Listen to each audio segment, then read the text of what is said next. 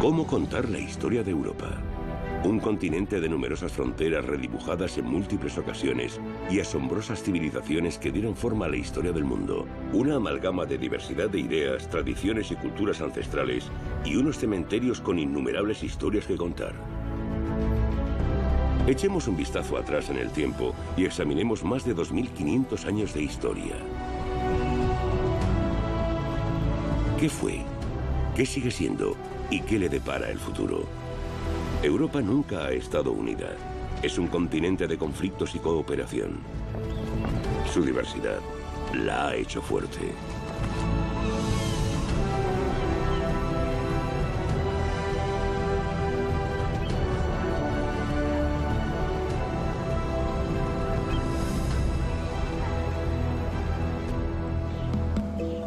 Venecia, la Serenísima, la tranquila ciudad de los canales, es quizás el más bello resultado de las invasiones bárbaras. Temerosos de los bárbaros, los nobles romanos buscaron protección en los pantanos del Adriático y fundaron la famosa ciudad laguna en el año 421. En la Edad Media, Venecia se convierte en un gigante comercial en el Mediterráneo. Su anual Festa Sulacua, fiesta sobre el agua, conmemora el antiguo poder de la República Marítima y sus líderes, los dogos. La libertad económica atrae a comerciantes de toda Europa, quienes construyen casas mercantes a lo largo del Gran Canal.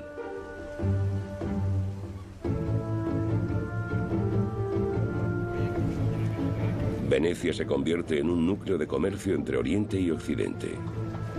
Atesoradas mercancías de Oriente, como las sedas, los paños y la plata, se comercializan con Francia, Alemania, Inglaterra e incluso Rusia.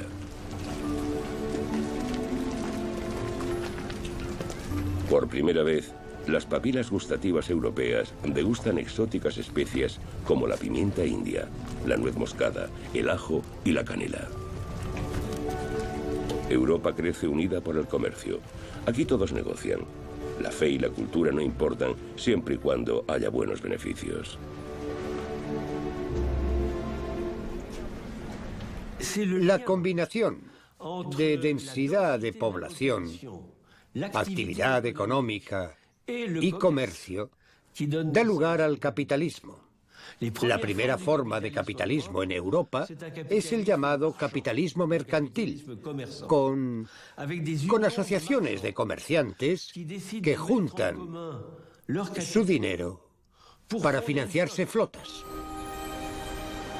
El comercio marítimo hace que los europeos descubran el mundo. Los comerciantes italianos no temen a los viajes largos o peligrosos si hay ganancia. Pero una tormenta o un ataque pirata puede arruinar su inversión.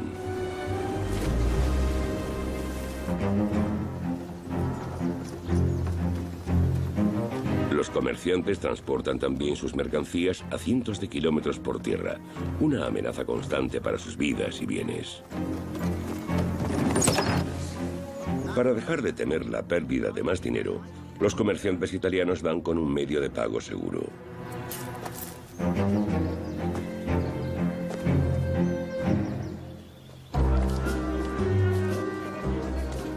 Su idea es tan simple como genial.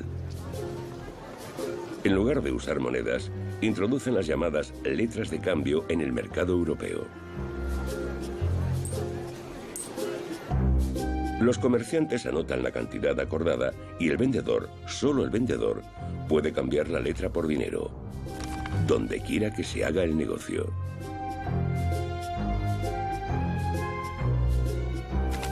La invención de las transacciones en efectivo impulsa una revolución comercial en Europa.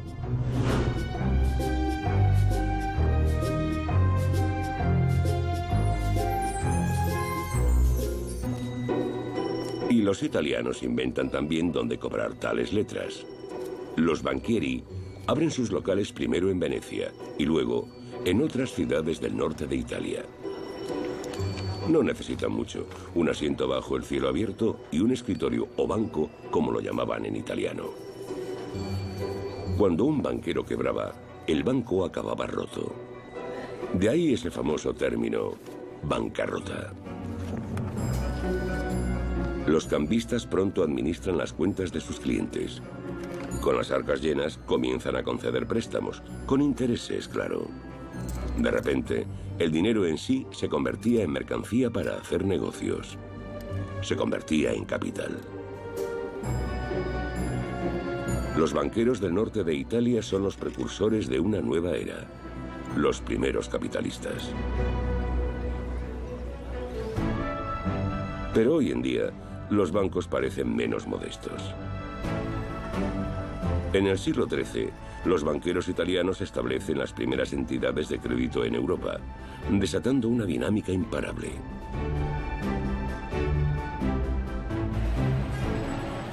El italiano sigue siendo la lengua del dinero. Muchas palabras del mundo financiero provienen de Italia, como crédito, cash o giro. En los centros financieros, las cifras definen la vida cotidiana. Algo que ahora no parece común, pero que no llegó a Europa hasta el siglo XII. El hijo de un notario de Pisa, Fibonacci, pasa su infancia en el norte de África, donde conoce los números indoarábigos.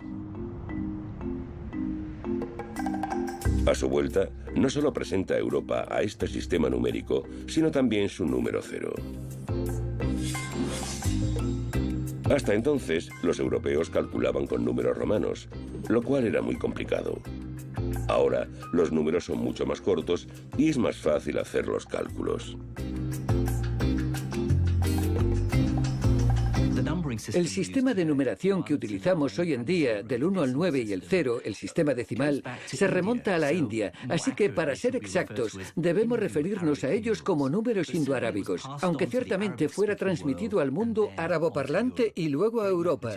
Grandes matemáticos como Al-Khwarizmi mostraron mucho interés en este sistema decimal y de hecho matemáticos europeos como Fibonacci, quien viajó mucho por Oriente Medio y conoció a Al-Khwarizmi, tradujeron su obra al latín y la llevaron a Europa. Florencia se convierte en la cuna del capitalismo. Poderosas familias bancarias viven aquí. Su inyección de capital promueve el ascenso de la ciudad como perla del Renacimiento.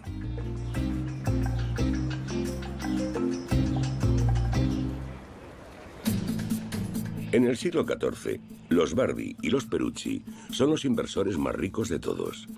Tanto es así que hasta los reyes les piden dinero para financiar sus cortes o guerras. Y los astutos banqueros aprovechan su poder para influir en la política. En lugar de intereses, exigen ciertos privilegios, como monopolios comerciales o poder recaudar impuestos y aranceles. Y al hacerlo, eluden la prohibición de la Iglesia que establece que cobrar intereses es pecado. Los métodos poco éticos de los florentinos elevan las ganancias a niveles récord, hasta que un día llegan demasiado lejos.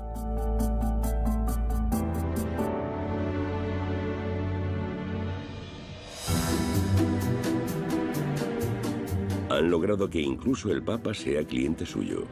En el siglo XIV, las familias Bardi y Perucci comienzan a recaudar impuestos para él, y el Papa les ordena que transfieran las donaciones desde Inglaterra a su palacio en Aviñón. Y como no, los banqueros encuentran un modo de beneficiarse de tal tarea. En lugar de transportar paquetes de dinero a Francia, el Papa recibe un cheque, mientras que los florentinos siguen trabajando con su dinero en Inglaterra. Ahí es donde entra el rey de Inglaterra. Eduardo III necesita una gran suma para librar una guerra contra Francia. Se la pide prestada a los italianos, pero necesita cada vez más y al final es incapaz de afrontar su deuda. Las operaciones financieras se desmoronan como un castillo de naipes. Es la primera crisis bancaria de la historia. Y el patrón se repite. La última vez en otoño de 2008. Los precios de las acciones caen en picado en todo el mundo. ¿La razón? La especulación bancaria con préstamos inmobiliarios de riesgo en Estados Unidos. Entonces estalla la burbuja inmobiliaria. Lehman Brothers se declara en quiebra, arrastrando a otros bancos al abismo. Los pequeños inversores son abandonados. y los bancos europeos rescatados. En la Edad Media, los Bardi y los Perucci se ven obligados a huir de Florencia, pero tras un tiempo se les permite regresar a cambio de una pequeña suma.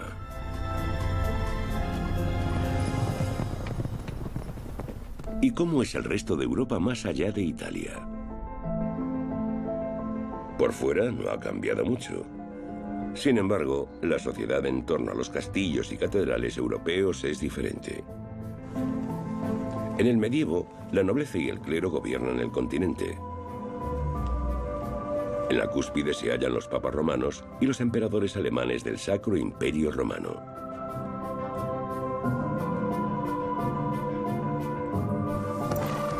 El 80% de los europeos vive en zonas rurales. Desde el comienzo del primer milenio, se han beneficiado de un clima templado. Y experimentan también una pequeña revolución. Los rendimientos crecen debido al arado de reja y a la rotación de cultivos trienal. Los europeos ya no tienen que pasar hambre. La población de Europa se duplica, de 40 millones en el año 1000 a casi 80 millones en el 1300. En Francia, Alemania e Inglaterra llega a triplicarse. Por primera vez, los agricultores pueden vender sus productos. Pero a diferencia de los comerciantes, deben compartir el fruto de su trabajo. El diezmo, el 10% de su rendimiento, va a la iglesia. Y la nobleza, dueña de la tierra, también exige su porción.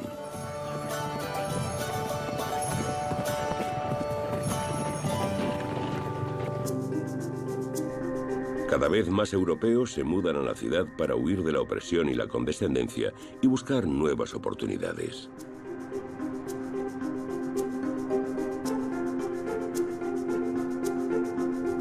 Para el año 1200, alrededor de 1200 nuevas ciudades han crecido alrededor de mercados, castillos e iglesias. En el siglo XIV, Europa central alberga ya 3000 ciudades. Una revolución urbana. Las ciudades en expansión de la plena Edad Media dan a Europa su distintivo aspecto. La muralla se convierte en un símbolo que separa dos mundos, la ciudad y el campo. Afuera hay opresión, dentro libertad y autodeterminación. Los habitantes urbanos se convierten en ciudadanos libres. Hoy en día, el dicho alemán Statut macht freie, o el aire de la ciudad te hace libre, es bastante metafórico, pero en la Edad Media tenía un significado muy real. Te ibas a la ciudad para escapar de la servidumbre. De repente eras libre para tomar decisiones económicas y de otras índoles. Entre los siglos XI y XIII, la atmósfera de huida se extiende por toda Europa. Se podría pensar que el mundo se sacudió para desempolvarse. Las comunidades cristianas competían por construir iglesias más pomposas que sus vecinos. Las catedrales, los rascacielos de la Edad Media, se elevan hacia el cielo. Desde los alrededores de París, un nuevo estilo llamado gótico pronto conquista el continente. Las ciudades europeas se convierten en grandes zonas de construcción. Los arquitectos medievales sueñan con sus edificios, basándose principalmente en su experiencia y en los conocimientos matemáticos que trajeron los cruzados de Oriente. De hecho, se dice que hasta el arco apuntado gótico fue importado de allí.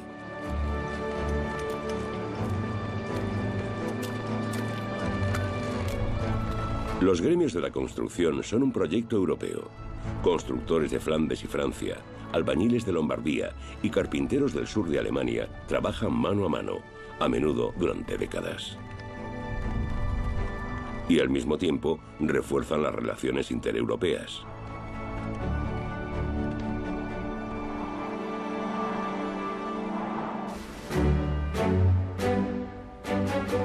Hasta ahora han trabajado para obispos, reyes y emperadores. Pero en Lübeck, unos ricos ciudadanos encargan la construcción de la iglesia de Santa María. El techo abovedado de ladrillo más alto del mundo simboliza el poder de una nueva clase que comienza a desempeñar un papel destacado en Europa: los comerciantes. Su poder no está determinado por su nacimiento o por una misión divina, sino por el capital y las buenas conexiones, una revolución social en la Edad Media.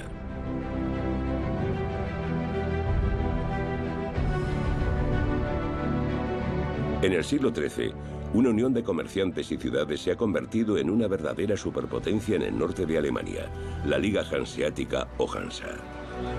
Lübeck gobierna durante siglos esta unión, un mercado común que forma una especie de Unión Europea medieval.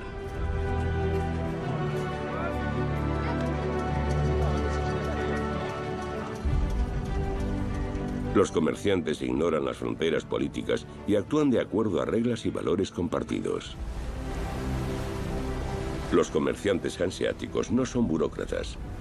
Los llaman homines duri, hombres duros. Desde los puertos bálticos conquistan el noreste de Europa con el arenque, la cerveza y las telas finas. Estos mercaderes de largas distancias abren centros comerciales en importantes ciudades medievales de comercio como Brujas. Las transacciones financieras se realizan en el hogar de la familia Van der Burse, la primera bolsa de valores del mundo. Los hanseáticos cuentan también con un puesto de avanzada en el norte, en Bergen, Noruega. Aquí es donde el pescado seco, muy popular en el sur de Europa, se intercambia por sal y cereales. Los comerciantes se mantienen al tanto de todo con una meticulosa contabilidad adaptada de Italia. Desde la rusa Novgorod, desarrollan económicamente el extremo noreste de Europa. Las pieles contribuyen a mantener las relaciones europeas aquí. En el siglo XIV, más de 200 ciudades de 20 de los estados actuales conforman la red comercial europea de los hanseáticos. Desde Brujas, Burdeos y Londres en el oeste, hasta Colonia, Nuremberg y Venecia en el sur. El noreste incluye Novgorod, Riga y Tallinn. Juntos forman una especie de mercado común mucho antes de la creación de la Unión Europea. Hoy, las antiguas ciudades hanseáticas bálticas, como Tallinn en Estonia, referencian con orgullo a las tradiciones hanseáticas y a sus centenarias relaciones con Occidente. Tras independizarse de la Unión Soviética, se unieron a la Unión Europea y el legado hanseático perdura.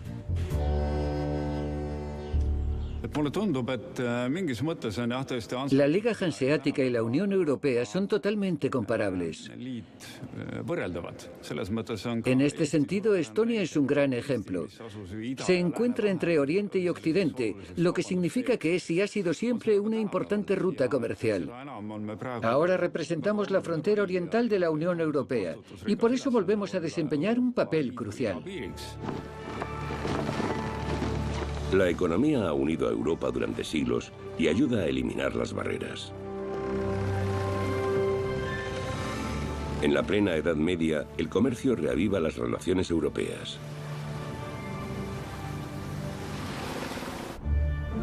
Florencia debe también su auge al comercio. Sin embargo, a mediados del siglo XIV, una plaga llega a la ciudad.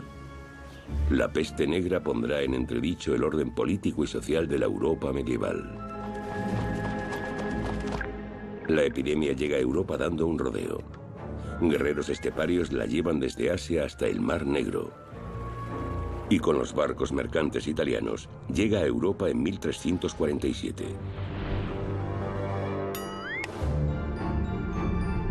Golpea a casi todo el continente. Y en pocos años mata a más de 20 millones de personas, la mitad de la población de Europa.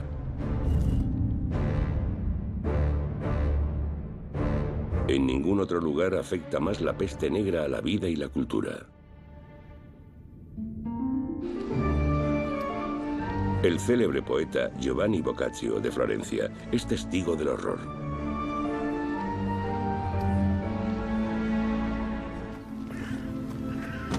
Todo estaba lleno de muerte. 2 o 3 eran llevados en una parihuela, a la vez incluso. Maridos y mujeres, 2 o 3 hermanos, padres e hijos. Sin embargo, Boccaccio no se olvida de la belleza. Mientras la mortaja cubre Europa, el poeta escribe su obra maestra, el Decamerón. Al menos en la ficción hay escapatoria a la plaga. Un grupo de jóvenes florentinos logra huir a la Toscana en su historia. Aquí les permite celebrar la vida en inmorales historias. Una fuga de la realidad que inspira a poetas de toda Europa. Al francés Rabelais, al español Cervantes, al inglés Shakespeare y más tarde a Goethe en su visita a la Toscana. Pero la plaga no puede detenerse con bellas palabras. Llega hasta los últimos rincones de Europa. Los cementerios se llenan y se construyen osarios, como el Etre Saint-Maclou en Rouen, capital de Normandía. La muerte es omnipresente. En todo el continente se convierte en el tema principal del arte.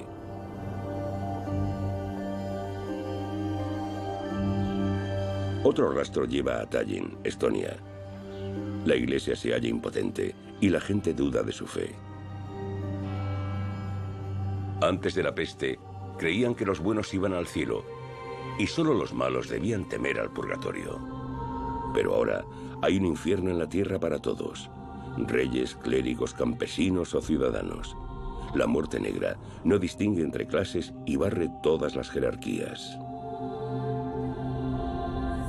Lo que queda es la esperanza por la otra vida.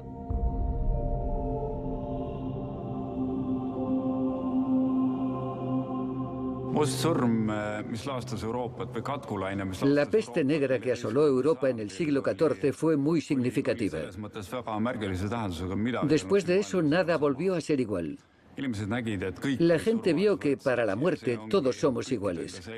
Ese es el mensaje más importante. Somos iguales, seamos jóvenes o viejos, ricos o pobres. Sin embargo, la creencia de que la muerte no es el fin, sino que existe una vida después de la muerte, es también de suma importancia. La muerte es considerada el acceso a la otra vida, al otro mundo. Creer en la vida después de la muerte ha influido en ciudades europeas como Varsovia. Desde la Edad Media, los cementerios han ocupado el corazón de las mismas. Ya no estamos tan distanciados de la muerte. Cada 1 de noviembre, Día de Todos los Santos, los católicos visitan las tumbas de sus muertos, sobre todo en la devota Polonia.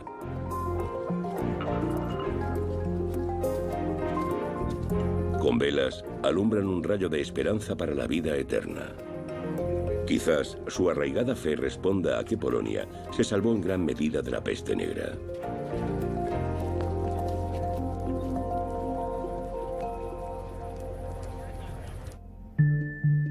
Los numerosos muertos en el resto de Europa han sido olvidados y abandonados, como aquí, en París.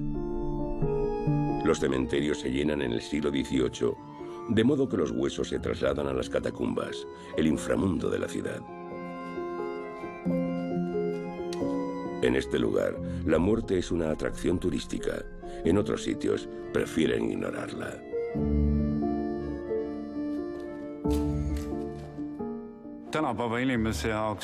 Hoy el tema de la muerte es casi tabú.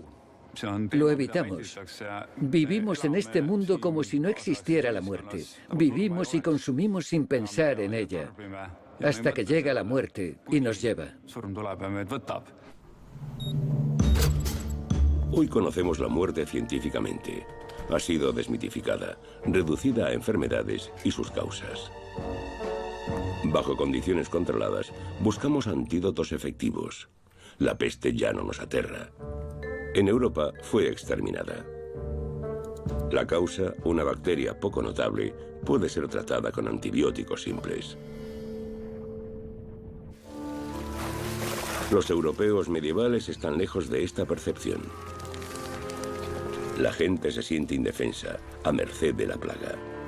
Donde quiera que miren, hay enfermedad y muerte. Eso desestabiliza la fe y la duda sobre la Iglesia crece. Como Dios no da respuestas, la sociedad busca un chivo expiatorio.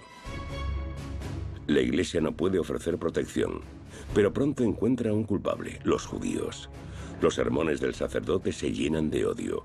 ¿No habían sido ellos quienes clavaron a Jesús en la cruz? Pues ahora los acusan de haber envenenado los pozos, una absurda afirmación. Los ciudadanos se convierten en asesinos en toda Europa Central y los judíos son cazados, desterrados y eliminados por la superstición. Y por dinero. Muchos cristianos en deuda con comerciantes judíos los acusan de especulación. La peste negra es la excusa perfecta para deshacerse de los judíos. En total, más de 500 de sus comunidades son destruidas y miles de ellos asesinados.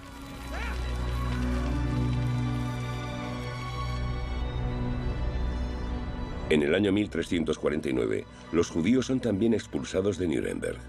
Su sinagoga da el espacio para la iglesia de Nuestra Señora. Hoy, solo una estrella de David recuerda la casa judía de Dios.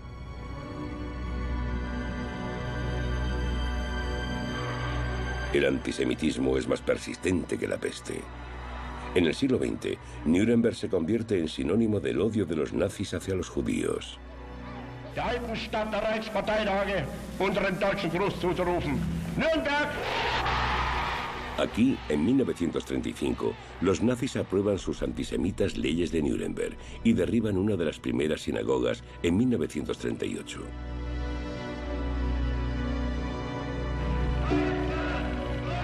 Los pogromos en el Tercer Reich comienzan con embustes y estigmas en la vida cotidiana. Los carteles con consignas antijudías son un presagio de las políticas que finalmente conducen a los campos de concentración. Los nazis comparan a los judíos con las ratas.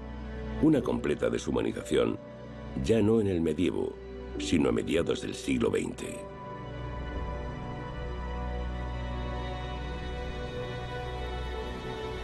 Unos 100 años después de la peste, una nueva catástrofe golpea a Europa. Hace frío, mucho frío. Debido a una pequeña edad de hielo, las cosechas no llegan a nada y Europa pasa hambre.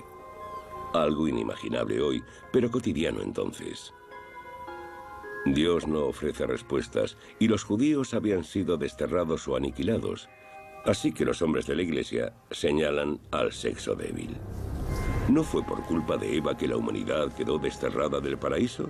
Ahora, la sospecha se cierne sobre las mujeres, por hombres como Heinrich Kramer, un monje de Alsacia. A mediados del siglo XV, Alsacia se convierte en el centro de esta caza de brujas.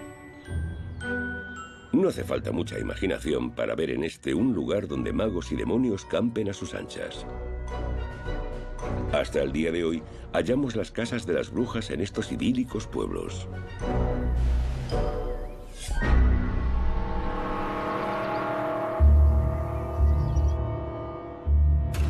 Los libros dan autoridad a la superstición, como el Malleus Maleficarum o Martillo de las Brujas de Heinrich Kramer, una guía de instrucciones para cazadores de brujas. La caza de brujas se produce en la época de la pequeña edad de hielo. El clima cambia, es muy frío, arrasa con las cosechas y el ganado y causa enfermedades y epidemias. Esa es una de las razones por las que los poderosos de la época buscan chivos expiatorios. Eso seguimos viéndolo actualmente. Se culpa a un chivo expiatorio en vez de asumir responsabilidades para entender las cosas, para hallar una salida, para sobrevivir. La caza de brujas comienza en la Baja Edad Media, pero alcanza su punto máximo más tarde. La superstición se mantiene hasta la era de la Ilustración. Alrededor de 50.000 mujeres son víctimas de ella.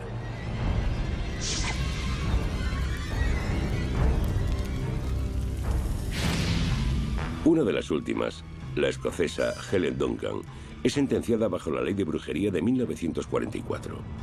La pitonisa aterra a las autoridades, pues es conocedora de secretos militares, y todo ello poco antes del día D. Un caso más sospechoso de espionaje que de brujería. Hoy, la caza de brujas ha terminado, y festivales folclóricos recuerdan a los europeos su oscuro pasado. Como la noche de Walpurgis en Alemania, la madrugada del 1 de mayo. Pero vemos costumbres similares en toda Europa. Los espíritus malignos solo se queman simbólicamente y son desterrados con música rock.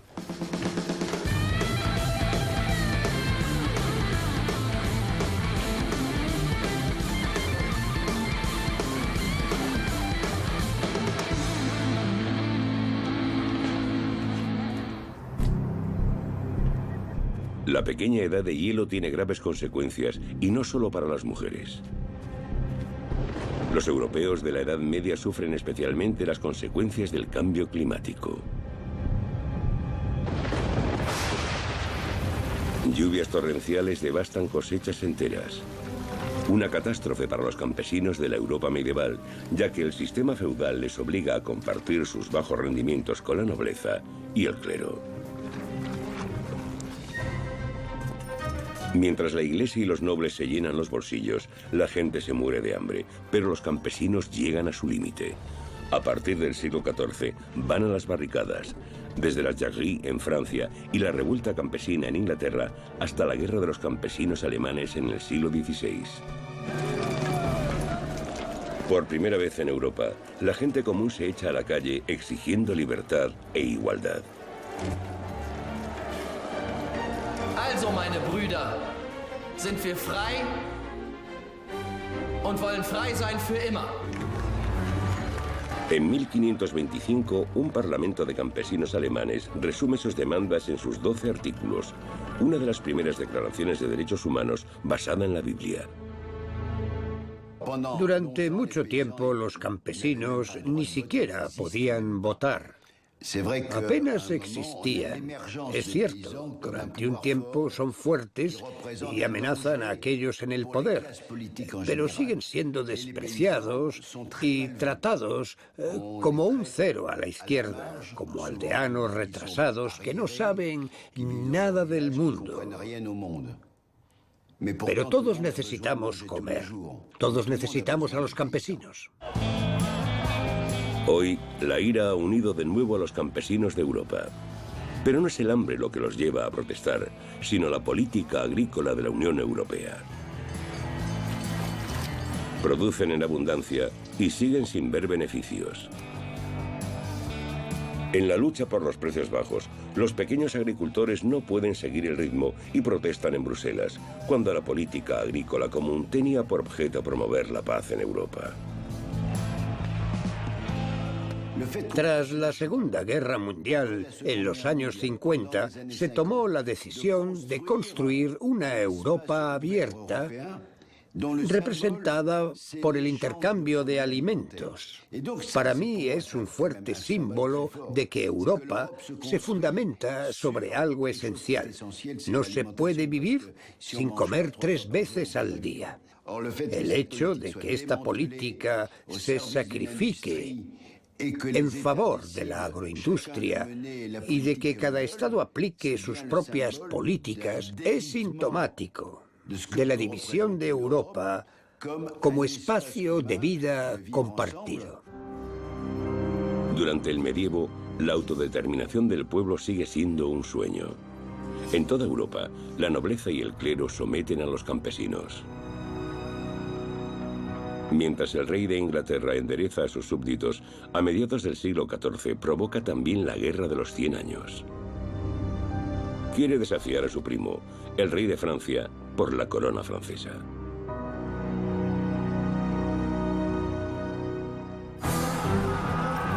La guerra permite a la gente olvidar sus conflictos internos.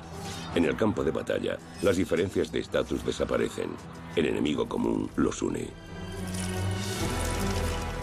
En la Guerra de los 100 años, ingleses y franceses desarrollan por primera vez una identidad nacional. Son naciones forjadas con sangre y hierro. Un ejemplo que se impone en Europa.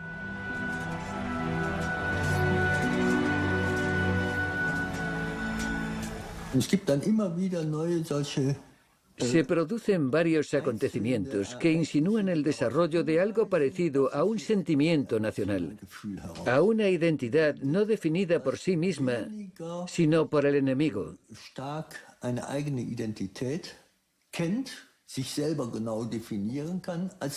Fue como si dijeran, esto es Francia, ¿qué hacen aquí los ingleses? Cada nación tiene sus héroes, y eso ya se veía en la Francia medieval. Lo más sorprendente es que el icono nacional francés sería una mujer. Nació en 1412, en esta granja de Lorena. Su nombre, Jeanne d'Arc, o Juana de Arco. Juana está convencida de que su destino es expulsar a los ingleses de Francia de una vez por todas. Tiene visiones, piensa que actúa en nombre de Dios.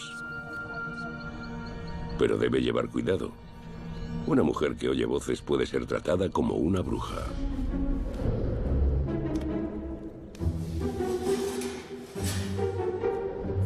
Se viste de manera masculina para ser tomada en serio. No solo examinan su salud mental, sino también su integridad física.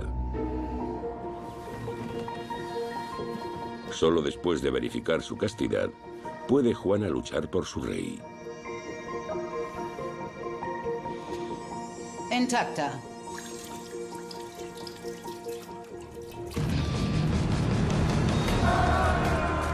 El 8 de mayo de 1429, Juana combate en Orleans, el bastión más importante contra los británicos. Bajo su liderazgo, los franceses liberan la ciudad de los ingleses. Nace entonces una heroína francesa, la doncella de Orleans.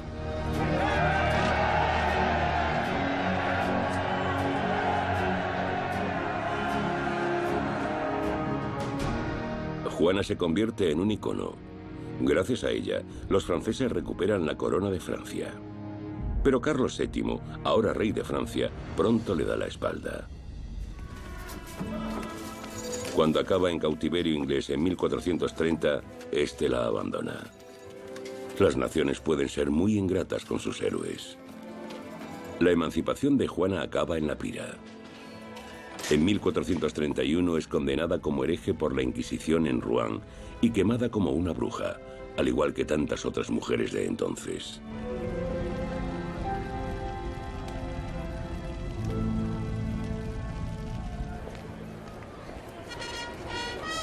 En la era moderna, los franceses redescubren a Juana como santa nacional.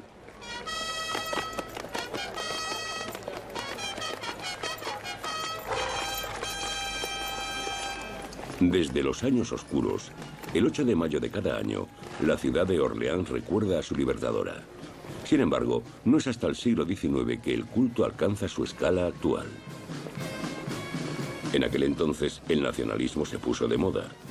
Juana fue representada como la defensora de una Francia independiente. Hoy, la mayoría de franceses están por encima de todo eso. Sin embargo, algunos siguen tomándoselo muy en serio. Sobre todo los representantes del Frente Nacional. Cada año, el partido demuestra unidad nacional, al margen de lo distanciados que estén sus líderes. Independientemente de lo que los políticos hagan de ella, hoy, Juana de Arco representa una nueva conciencia nacional, desarrollada por primera vez en Europa durante la Guerra de los 100 años. Ahora, al corazón de una nación se accede a través del estómago. La lucha de franceses e ingleses ya no está en los campos de batalla, sino en las estanterías de los supermercados. Con productos patrióticos buscan ganar clientes. Es la forma más sana de nacionalismo.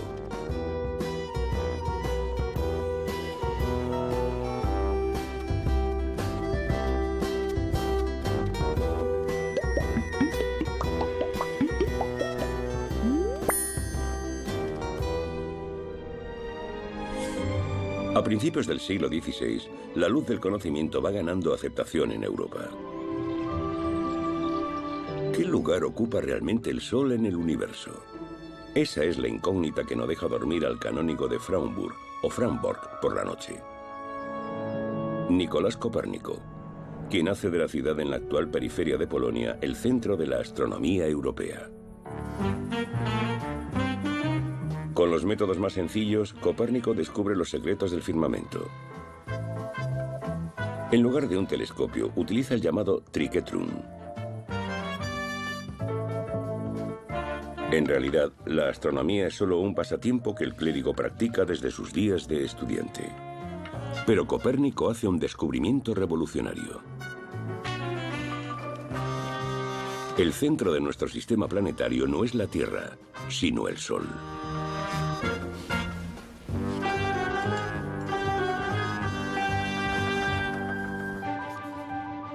Primero, la revolución copernicana se produce en privado.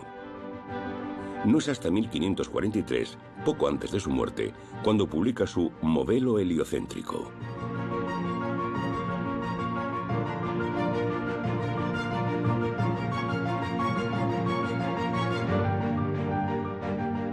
El reformista protestante Martín Lutero tacha de necio a Copérnico. La Iglesia Católica se aferra también a la cosmovisión bíblica y prohíbe la obra hasta principios del siglo XIX.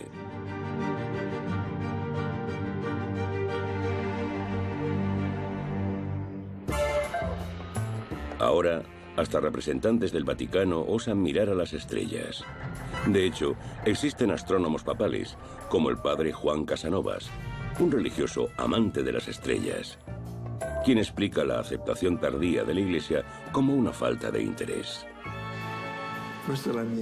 Esa es mi opinión. Muchos filósofos clericales no estaban interesados en las leyes celestiales. La cuestión de si era el Sol el que giraba o la Tierra simplemente no les interesaba. 7, 6, 5, 4, 3, 2, 1. La obra de Copérnico marca un hito en el camino de Europa hacia la era moderna y el punto de partida de la exploración espacial.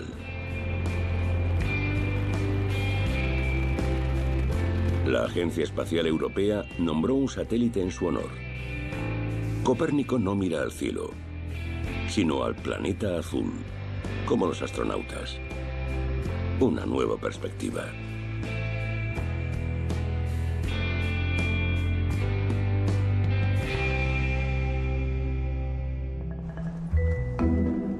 Bruselas, siglo XVI.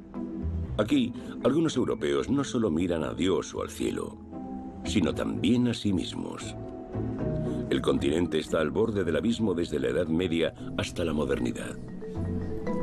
Fuera de las iglesias, el debate sobre la vida y la muerte había sido tabú. Pero la curiosidad va prevaleciendo sobre la fe y la superstición. Andrés Vesalio, nacido de padres flamencos en Bruselas en 1514, quiere explorar los secretos de nuestro cuerpo y estudiar la anatomía humana. Para ello, debe ser ingenioso. La Iglesia prohíbe el examen de cadáveres, pues lo considera una ofensa contra la creación divina. Para evitar ser perseguido, debe arreglárselas con cadáveres de animales o diseccionando cerdos asados. En Europa Central, las viejas leyes religiosas siguen obstaculizando el progreso científico.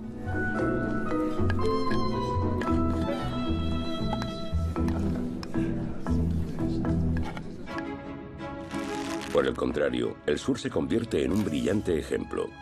El Renacimiento, la renovación de Europa, comienza en Italia, donde primero se extendió la peste. En una pequeña área, reinos, ducados y repúblicas compiten por el poder y el prestigio. Su competencia estimula los negocios, pero también el arte y la ciencia en el norte de Italia. La competencia entre ciudades siempre ha sido uno de los principales motores de su desarrollo, ya que cada ciudad mira a sus vecinas y trata de superarlas. Fue así en la antigüedad, en la Edad Media y sigue siendo así ahora.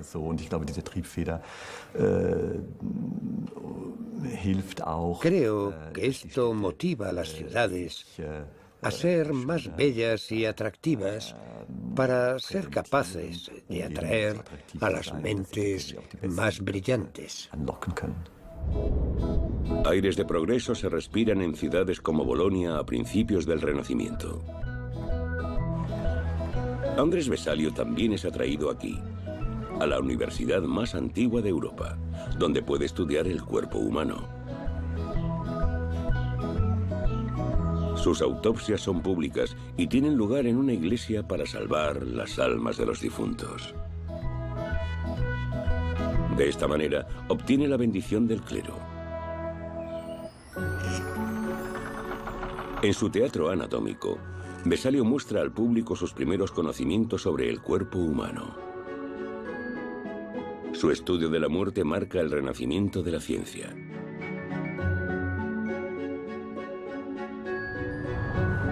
Vesalio publica sus hallazgos en el primer libro de anatomía del mundo. Sus detallados dibujos son la base de la medicina moderna.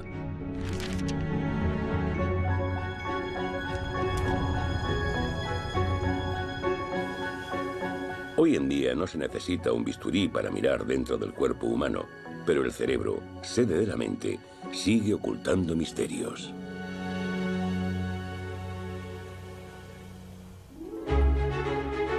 Todo comenzó aquí, en Florencia, la cuna de la Europa moderna, lugar de origen del Renacimiento y de sus más destacados representantes. Como Miguel Ángel, quien se basa en modelos antiguos con su famoso David, aunque ni él es la mayor estrella de la ciudad. A finales del siglo XV, comienza aquí el ascenso del que podría considerarse el mayor genio universal de Europa, Leonardo da Vinci. Sigmund Freud hablaría más tarde de él. Fue un hombre que despertó demasiado temprano en la oscuridad, mientras los demás aún dormían. Nadie encarna mejor la inventiva europea que Leonardo. A partir de su observación de la naturaleza, diseña innumerables máquinas. Y aunque las voladoras nunca llegan a despegar, como muchas de sus creaciones, inspiran numerosos inventos modernos. En siglos posteriores, ingenieros europeos llevan a la práctica muchas de sus ideas. Leonardo, el padre de la tecnología moderna.